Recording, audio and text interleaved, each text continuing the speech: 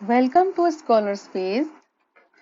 तो बच्चों, ये जो मनुष्यता है, इस चैप्टर में कवि मनुष्यता का सही अर्थ समझाने का प्रयास कर रहा है। आओ ये जाने कि हम इसे किस तरह से अपने एग्जाम में लिखेंगे। विचार लो कि मरते हो, न मृत्यु से डरो कभी, मरो परंतु यूं मरो कि याद जो करें सभी। हुई न यूं सुमृत्यु तो वृथा मरे, वृथा जिए, मरा नहीं वही की जो मरा नहीं वही की जो जिया न आपके लिए। वही मनुष्य प्रवृत्ति है कि आप ही चरे, वही मनुष्य है कि जो मनुष्य के लिए मरे। तो बच्चों, यहाँ पर मृत्यु मीन्स मृत्यु, यों ऐसे, वृथा बेकार, प्रवरणी प्रवृत्ति। तो प्रसंग किस तरह से लिखेंगे देखते हैं। प्रस्तुत कविता हमारी पाठ्य पुस्तक स्पर्श भाग 2 से ली गई है। इसके कवि मैथिली शरण गुप्त हैं। इन पंक्तियों में कवि बताना चाहता है कि मनुष्य को कैसा जीवन व्यतीत करना चाहिए। व्याख्या कैसे लिखेंगे। कवि कहता है कि हमें यह जान लेना चाहिए कि मृत्यु का होना निश्चित है। हमें मृत्यु से नहीं डरना चाहिए। कवि कहता है कि हमें कुछ ऐसा करना चाहिए कि लोग हमें मरने के बाद भी याद रखें। जो मनुष्य दूसरों के लिए कुछ भी ना कर सके, उनका जीना और मरना दोनों बेकार है। मरकर भी मनुष्य कभी नहीं मरता जो अपने लिए नहीं, दूसरों के लिए जीता है, क्योंकि अपने लिए तो जानवर भी जीते हैं। कवि के अनुसार मनुष्य वही है जो दूसरों के लिए मरे, अर्थात मनुष्य को दूसरों के लिए अपना जीवन व्यतीत करना चाहिए और दूसरों के भले के लिए अपना जीवन जीना चाहिए। यही हम इन पंक्तियों से सीखते हैं। उसी उदार की कथा सरस्वती बखानती, उसी उदार से धरा कृतार्थ भाव मानती। उसी उदार की सदा सजीव कीर्ति पूजती, तथा उसी उदार को समस्त सृष्टि पूजती। अखंड आत्म भाव जो असीम विश्व में भरे, वही मनुष्य है कि जो मनुष्य के लिए मरे। कितनी अच्छी पंक्तियां हैं, देखिए। उदार महान श्रेष्ठ, बखानती गुणगान करती, धरा धरती, ये पर्यायवाची भी याद करते जाइए। कृतज्ञ ऋणी आवारी, सजीव जीवित, पूजती करना, अखंड जिसके टुकड़े ना किए जा सके, असीम पूरा। प्रसंग में क्या लिखेंगे आओ देखते हैं। प्रस्तुत कविता हमारी पाठ्य पुस्तक स्पर्श भाग 2 से ली गई है। इसके कवि मैथिली शरण गुप्त हैं। इन पंक्तियों में कवि बताता है कि जो मनुष्य दूसरों के लिए जीते हैं, उनका गुणगान युगों युगों तक किया जाता है। कवि कहता है कि जो मनुष्य अपने पूरे जीवन में दूसरों की चिंता करता है, उस महान व्यक्ति की कथा का गुणगान सरस्वती अर्थात पुस्तकों में किया जाता है। पूरी धरती उस महान व्यक्ति की आभारी रहती है। उस व्यक्ति की बातचीत हमेशा जीवित व्यक्ति की तरह की जाती है और पूरी सृष्टि उसकी पूजा करती है। कवि कहता है कि जो व्यक्ति पूरे, बच्चों यहाँ पे बड़े की मात्रा आएगी, पूरे संसार को अखंड भाव और भाईचारे की भावना में बांधता है, वह व्यक्ति सही मायने में मनुष्य कहलाने योग्य होता है। श्रुद्धार्थ रंति देव ने दिया करस्थ थाल भी, तथा दधीचि ने दिया परार्थ अस्थि जाल भी। उशीनर क्षितिज ने स्वमास दान भी दिया, सहर्ष वीर कर्ण ने शरीर चर्म भी दिया। अनित्य देह के लिए अनादि जीव क्या डरे, वही मनुष्य है कि जो मनुष्य के लिए मरे। क्षुधार्त मीन्स भूख से परेशान, करस्थ मीन्स हाथ। देखो बच्चों, कर मीन्स हाथ के लिए आता है हमेशा, कराग्रे भी बोलते हैं हम। कर जहां पर भी आया वहां पर उसका अर्थ हाथ, हाथ से लगाया जाता है और कर्ज से भी लगाया जाता है। और वो जो कर भी लगाया जाता है जो पुराने जमाने में राजा महाराजा लगाते थे, पर यहाँ पर हाथ है। परार्थ मीन्स पूरा, अस्थि जाल मीन्स हड्डियों का समूह। उशीनर क्षितिज, उशीनर देश की राजा शिवी। सहर्ष खुशी से, शरीर चर्म, शरीर का कवच। प्रसंग को जानते हैं। प्रस्तुत कविता हमारी पाठ्य पुस्तक स्पर्श भाग 2 से ली गई है। इसके कवि मैथिली शरण गुप्त हैं। इन पंक्तियों में कवि ने महान पुरुषों के उदाहरण दिए हैं जिनकी महानता के कारण उन्हें याद किया जाता है। व्याख्या में क्या लिखेंगे? कवि कहता है कि पौराणिक कथाएं ऐसे व्यक्तियों के उदाहरणों से भरी पड़ी हैं जिन्होंने अपना पूरा जीवन दूसरों के लिए त्याग दिया, जिस कारण उन्हें आज तक याद किया जाता है। भूख से परेशान रति देव ने अपने हाथ की आखिरी थाली भी दान कर दी थी और महर्षि दधीची ने तो अपने पूरे शरीर की हड्डियां वज्र बनाने के लिए दान कर दी थी। उशीनर देश के राजा शिवी ने कबूतर की जान बचाने के लिए अपना पूरा मांस दान कर दिया था। वीर कर्ण ने अपनी खुशी से अपने शरीर का कवच दान कर दिया था। कवि कहना चाहता है कि मनुष्य इस नश्वर शरीर के लिए क्यों डरता है। हमें हमेशा जब भी मौका मिले तो हमें अपने शरीर के या हमें कोई भी अपने सुख को त्यागने से नहीं डरना चाहिए। सहानुभूति चाहिए, महाविभूति है यही। वशीकृता सदैव वही, बनी हुई स्वयं मही। विरुद्ध भाव बुद्ध का, दया प्रवाह में बहा। विनीत लोक वर्ग क्या ना सामने झुका रहा। आहा वही उदार है, परोपकार जो करे। वही मनुष्य है कि जो मनुष्य के लिए मरे। सहानुभूति, दया करुणा। महाविभूति, सबसे बड़ी संपदा। महा मीन्स महान, विभूति मीन्स संपत्ति। वशीकृता, वश में करने वाला। मही, ईश्वर। वृद्धवाद, खिलाफ होना। प्रसंग क्या लिखेंगे? प्रस्तुत कविता हमारी पाठ्य पुस्तक स्पर्श भाग 2 से ली गई है। इसके कवि मैथिली शरण गुप्त हैं। इन पंक्तियों में कवि ने महात्मा बुद्ध का उदाहरण देते हुए दया करुणा को सदैव सबसे बड़ा धन बताया है। व्याख्या में क्या लिखेंगे? कवि कहते हैं कि मनुष्यों के मन में दया व करुणा का भाव होना चाहिए, यही सबसे बड़ा धन है। स्वयं ईश्वर भी ऐसे लोगों के साथ रहते हैं।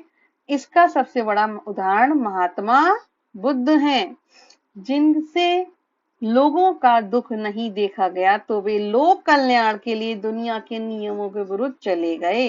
इसके लिए क्या पूरा संसार उनके सामने नहीं झुकता, अर्थात उनके दया भाव व परोपकार के कारण आज भी उनको याद किया जाता है, उनकी पूजा की जाती है। महान उसको कहा जाता है जो परोपकार करता है, वही मनुष्य कहलाता है, जो मनुष्य के लिए जीता है और मरता भी है। तो आइए नेक्स्ट देखते हैं। रखो न भूल के कभी मदांग तुच्छ वित्त में। सनाथ जान आपको करो न गर्व चित्त में। अनाथ कौन है यहाँ, त्रिलोकनाथ साथ है। दयालु दीन बंधु के विशाल हाथ हैं। अतीब भाग्यहीन है अधीर, पाप जो करे वही मनुष्य है कि जो मनुष्य के लिए मरे। मदांग मीन्स घमंड, तुच्छ मीन्स बेकार, सनाथ जिसके पास अपनों का साथ हो, अनाथ जिसका कोई ना हो, चित्त मन में, त्रिलोकनाथ ईश्वर, दीन बंधु ईश्वर, अधीर उतावलापन। प्रसंग, प्रस्तुत कविता हमारी पाठ्य पुस्तक स्पर्श भाग 2 से ली गई है। इसके कवि कौन है बच्चों, बताइए। मैथिली शरण गुप्त। इन पंक्तियों में कवि कहता है कि संपत्ति पर कभी घमंड नहीं करना चाहिए और किसी को अनाथ नहीं समझना चाहिए, क्योंकि ईश्वर सबके साथ है। सबके नाथ कौन है? ईश्वर, इसलिए कोई भी अनाथ नहीं है। व्याख्या में क्या लिखेंगे? कवि कहता है कि भूल कर भी कभी संपत्ति या यश पर घमंड नहीं करना चाहिए। इस बात पर कभी गर्व नहीं करना चाहिए कि हमारे साथ हमारे अपनों का साथ है, क्योंकि कवि कहता है कि यहाँ कोई सा व्यक्ति अनाथ है, उस ईश्वर का साथ सबके साथ है। यहाँ कौन सा व्यक्ति अनाथ है बताओ? जब ईश्वर हमारे साथ है तो वह बहुत दयावान है और उसका हाथ सबके ऊपर रहता है। कवि कहता है कि वह व्यक्ति भाग्यहीन है जो इस प्रकार का उतावलापन रखता है, क्योंकि मनुष्य वह व्यक्ति है जो हमेशा ईश्वर को अपने साथ रखे और ईश्वर को साथ रखकर वो कभी अपने आप को अनाथ ना समझे। इसलिए मनुष्य वह व्यक्ति कहलाता है जो इन सब चीजों से ऊपर उठकर सोचता है। अब अगला देखते हैं क्या है इसमें। अनंत अंतरिक्ष में अनंत देव हैं खड़े, समक्ष ही स्वभाव जो बड़ा रहे बड़े बड़े। परस्परावलंब से उठो तथा बढ़ो सभी, अभी अमरते अंक में अपंक हो चढ़ो सभी। रहो न या कि एक से काम और कासरे, वही मनुष्य है कि जो मनुष्य के लिए मरे। अनंत जिसका कोई अंत ना हो,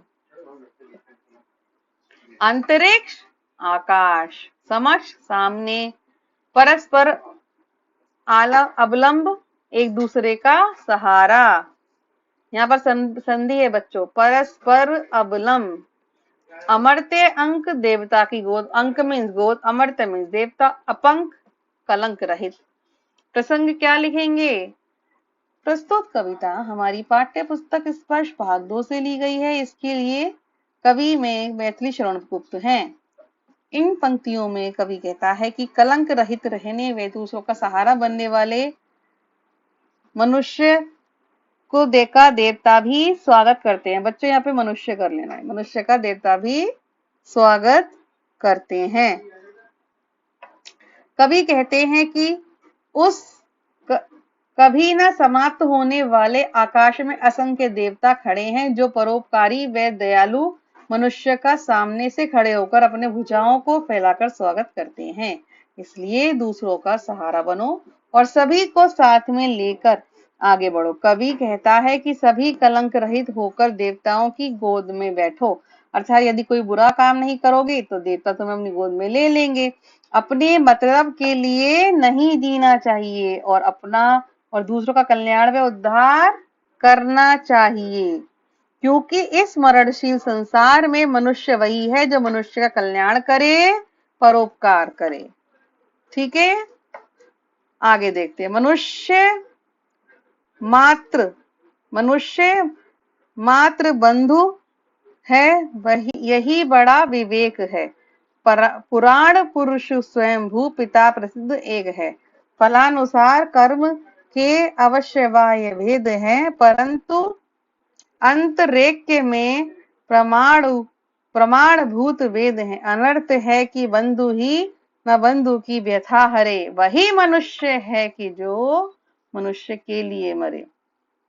बंधु मीन्स भाई बंधु, विवेक समझ, स्वयंभू परमात्मा स्वयं उत्पन्न होने वाला, अंतरेक्य आत्मा की एकता, अंतःकरण की एकता, प्रमाणभूत साक्षी, व्यथा दुख कष्ट। प्रसंग क्या होगा? प्रस्तुत कविता हमारी पाठ्य पुस्तक स्पर्श भाग 2 से ली गई है। इसके कवि कौन है? मैथिली शरण गुप्त। इन पंक्तियों में कवि कहता है कि हम सब एक ईश्वर की संतान हैं। हम सभी मनुष्य एक दूसरे के भाई बंधु हैं। कवि कहता है कि प्रत्येक मनुष्य एक दूसरे के भाई बंधु है। यह सबसे बड़ी समझ है। पुराणों में जिसे स्वयं उत्पन्न पुरुष माना गया है, वह परमात्मा या ईश्वर हम सभी का पिता है, अर्थात सभी मनुष्य उस एक ईश्वर की संतान है। बाहरी कारणों के अनुसार प्रत्येक मनुष्य के कर्म भले ही अलग अलग हों, परंतु हमारे वेद इस बात के साक्षी हैं कि सभी की आत्मा एक है। कवि कहता है कि यदि भाई ही भाई के दुख व कष्टों का नाश करेगा तो उसका जीवन व्यर्थ है, क्योंकि मनुष्य वही है जो मनुष्य दूसरों को समझे और दूसरों के दुखों को हरे, जो बुरे समय में दूसरे मनुष्य के काम आए। चलो अभिष्ट मार्ग में सहर्ष खेलते हुए, विपत्ति विघ्न जो पड़े उन्हें ढकेलते हुए। घटे न हेल मेल हाँ बढ़े न भिन्नता कभी, अतर्क एक पंथ के सतर्क पंथ हो सभी। तभी समर्थ भाव की तारता हुआ तरे, वही मनुष्य है कि जो मनुष्य के लिए मरे। ये तो बहुत आसान है बच्चों, आप इसका अर्थ स्वयं लगा भी सकते हैं, फिर भी यहाँ पे एक्सप्लेन कर रही हूँ। अभिष्ट इच्छित, मार्ग रास्ता, सहज अपनी खुशी से, विपत्ति विघ्न संकट, अतर्क तर्क से परे, सावधान सतर्क सावधान यात्री। प्रस्तुत कविता हमारी पाठ्य पुस्तक स्पर्श भाग 2 से ली गई है और इसकी कवि तो आपको पता ही है कि मैथिली शरण गुप्त है। इन पंक्तियों में कवि कहता है कि यदि हम खुशी से सारे कष्टों को हटाते हुए भेद भाव रहित रहेंगे, तभी संभव है कि समाज की उन्नति होगी। व्याख्या। कवि कहता है कि मनुष्य को अपनी इच्छा से चुने हुए मार्ग में खुशी खुशी चलना चाहिए। रास्ते में कोई भी संकट या बाधाएं आए उन्हें हटाते चले जाना चाहिए। मनुष्य को ये ध्यान रखना चाहिए कि आपसी समझ न बिगड़े और भेदभाव न बढ़े। बिना किसी तर्क वितर्क के सभी को एक साथ लेकर आगे बढ़ना चाहिए, तभी यह संभव होगा कि मनुष्य दूसरे की उन्नति में ही अपनी उन्नति समझे और दूसरों के कल्याण के साथ अपनी समृद्धि भी कायम करे।